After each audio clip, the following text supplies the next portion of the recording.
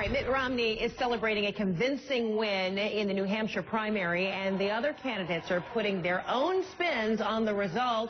But we want to go beyond the spins to find the real takeaway from New Hampshire. Here to do that is Paul Westcott, who hosts the morning show at WGIR in Manchester. So, Paul, what are your listeners saying today?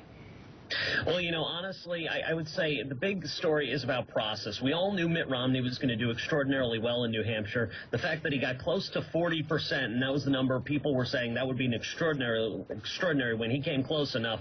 That was understood. But really what they're talking about today is the fact that, you know what, the New Hampshire primary kind of turned into a nationalized type of spectacle in which you had so many debates. You had so many other national platforms for these candidates to work on that they somewhat ignored that retail-style politics we're so used to. So wait a minute, are you saying that people didn't like that, and that kind of stood in the way of them having kind of personal contact with some of the candidates? They were missing that? Oh, yeah. I mean, in the state of New Hampshire, it is all about going to the house parties. It's all about going to town hall meetings, getting to meet these candidates. And I know I spoke to one of the older New Hampshire voters here in the Granite State, and she said to me, you know, listen, I usually get to meet them 5 or 6 times. It was only once or twice this time around. So there is certainly a higher standard for meeting the candidates that didn't happen. So then, given that, the explanation behind Romney's big win, because people there felt like they were more familiar with him because he's from neighboring Massachusetts? Yeah, absolutely. It's that and the fact that he's run before. We saw that with George H.W. Bush, who had run before and lost. John McCain run before and lost. New Hampshire voters like that with Republicans. They like to see somebody who's run before, who's lost, and is willing to come back, and somebody that, quite frankly, they've gotten to know very well. Mitt Romney is that guy. Well, didn't they have the opportunity to get to know John Huntsman? I mean, he spent so much time, if not most of his time, there in New Hampshire doing just that, going door to door, being in the coffee shops, having town hall meetings so that people could understand who he was. What happened?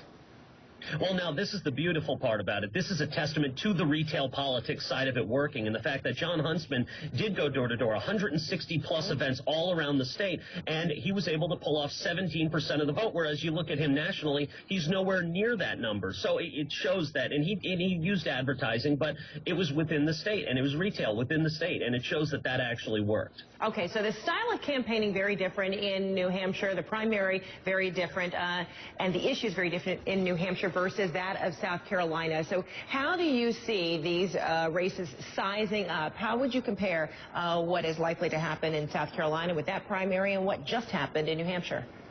You know, I had an interesting caller who had moved from South Carolina to New Hampshire saying that there are so many Northeastern transplants in South Carolina at this point, and people from Ohio and the West. There's a lot of people, so you're going to see a bit of a different electorate, especially this time around as the baby boomers from New England, the Northeast, start retiring. They go down there. It's not going to necessarily be driven by those Christian conservative voters. And when you look at that, you might say, well, Mitt Romney, if he wins, I wouldn't be as shocked this time. And I totally agree with that analysis. Paul Westcott with WGIR, thanks so much for being up with us this morning.